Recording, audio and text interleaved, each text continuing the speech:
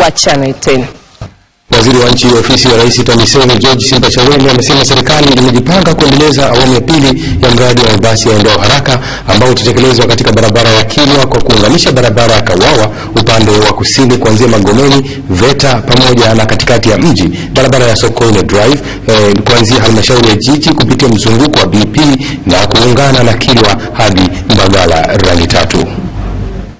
Mradi huo utakaogharimiwa na fedha kutoka serikalini na mkopo kutoka Benki ya Dunia utatekelezwa kwa kipindi cha miaka 2 baada ya kupatikana kwa mkandarasi, ambapo hatua ya kwanza imekamilika. Utaenda sambamba na ujenzi wa barabara za juu katika makutano ya barabara za Mandela na Kilwa Uhasibu na makutano ya Kawawa na Nyerere Keko. Nina hakika tutakuwa tumemaliza eneo kubwa linalozunguka karibu na katikati ya mji, lakini tabakia maeneo madogo ikiwemo hii barabara ya Uhuru Road na namna itakavyoingia huku mjini. Lakini pia katika barabara hizi, hii awamu ya pili inayokuja ya mradi huu basi eneo kasi itahusisha pia ujenzi wa flyovers 2, na flyover hiyo itakuwa ni ile flyover kati ya Nyerere na Kawawa, ile pale Changombe pale Keko pale, flyover ya Nyerere na Kawawa pale itajengwa flyover. Kwa hiyo unaona kwa sasa hivi tumeanza ujenzi ndio wanajenga flyover ile ya Tazara.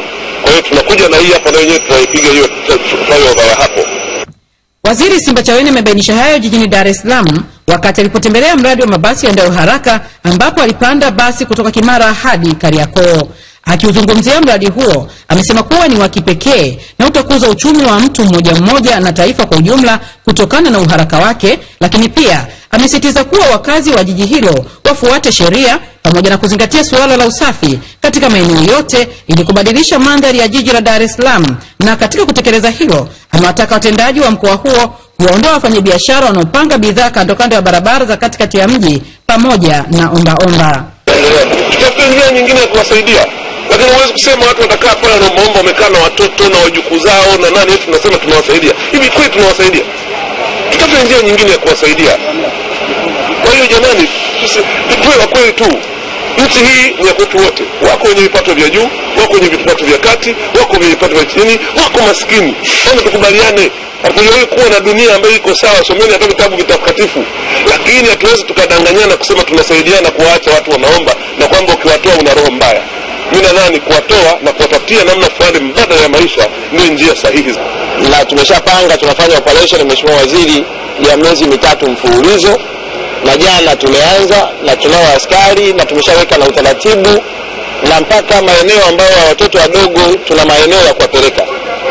Na wafahamu tu kwamba hata wale wananchi wanaopenda kuwapa watu msaada au support mabarabarani hawawajengei mazingira mazuri.